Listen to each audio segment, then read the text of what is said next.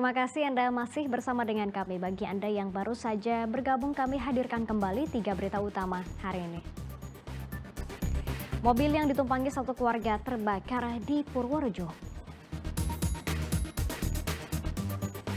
Edarkan ratusan butir obat terlarang, 2 warga Tanon Sragen ditangkap polisi. Penantian 12 tahun terbayar, Jawa Tengah juara umum Pekan Paralimpiade Nasional ke-17.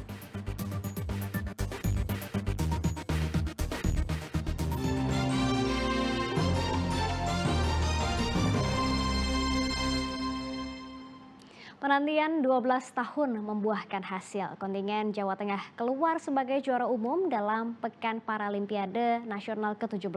Cabang olahraga para atletik menjadi lumbung medali emas bagi kontingen Jawa Tengah.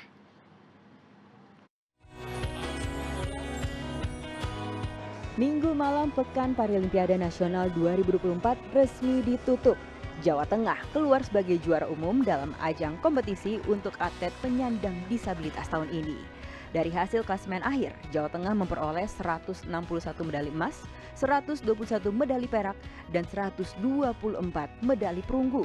Disusul Jawa Barat, DKI Jakarta, Papua, dan Sumatera Utara. Menjadi juara umum Peparnas merupakan penantian panjang bagi kontingen Jawa Tengah selama 12 tahun.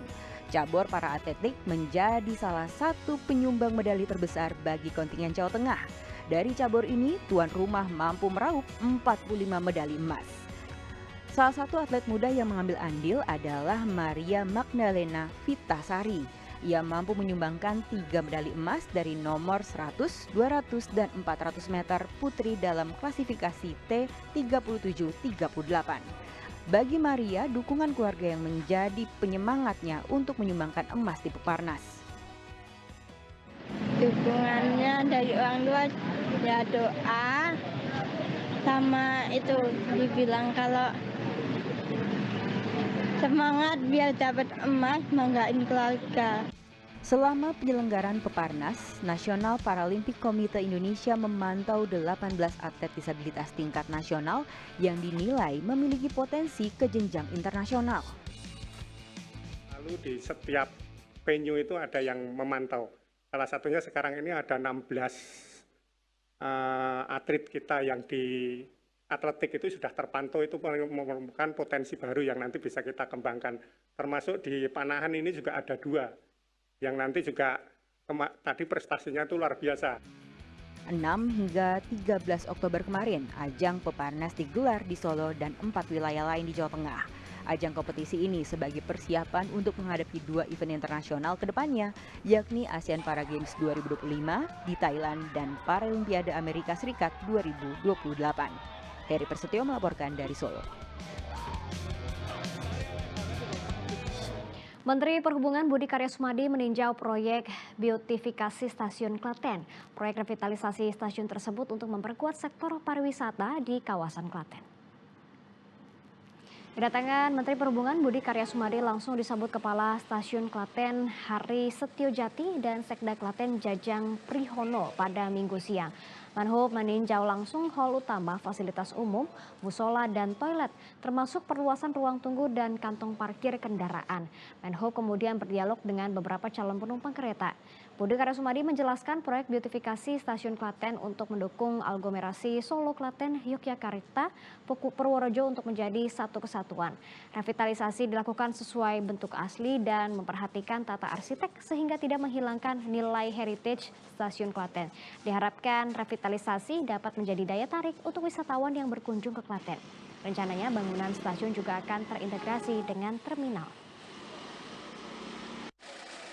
Stasiun ini harus direvitalisasi, tapi maksudnya memang baik karena aglomerasi dari Madiun, Solo, Klaten, Yogyo, terus sampai Purworejo itu menjadi satu kesatuan. Kita beralih ke informasi kuliner. Nah, di Banyumas nih ada sate dengan ukuran yang tidak biasa. Namanya sate bawor. Kuliner satu ini cukup unik karena tusukannya dibuat dari pedang berukuran mini dengan panjang setengah meter. Olahan sate kambing di Purwokerto Banyumas kini semakin beragam. Layaknya sate kelatak khas Yogyakarta dengan tusuk ruji, kini di Banyumas ada juga sate yang disajikan dengan tusuk pedang berukuran mini. Ukuran daging kambing yang besar dan tidak biasa membuat pelanggan terkesan. Ada yang berukuran 35 cm, ada juga yang berukuran setengah meter. Cara membuat sate bawor sama dengan sate lain.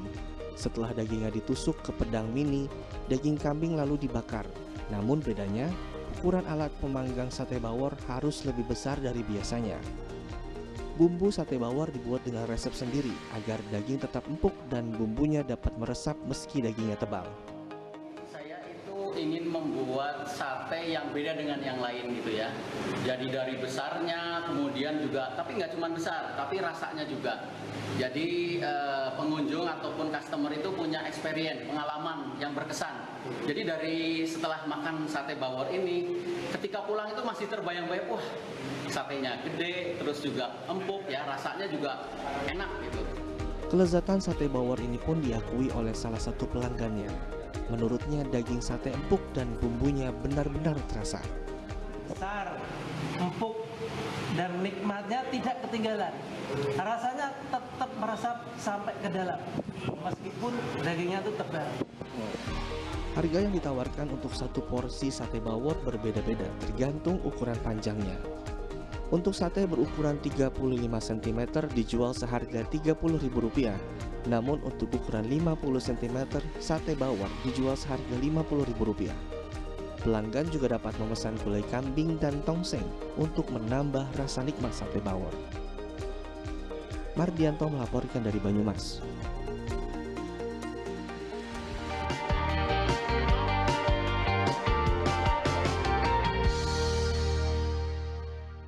Dan informasi tadi mengakhiri jumpa kita hari ini. Atas nama rekan yang bertugas, saya Janet Lee mengucapkan terima kasih atas kebersamaan Anda. Selamat beraktivitas dan sampai jumpa.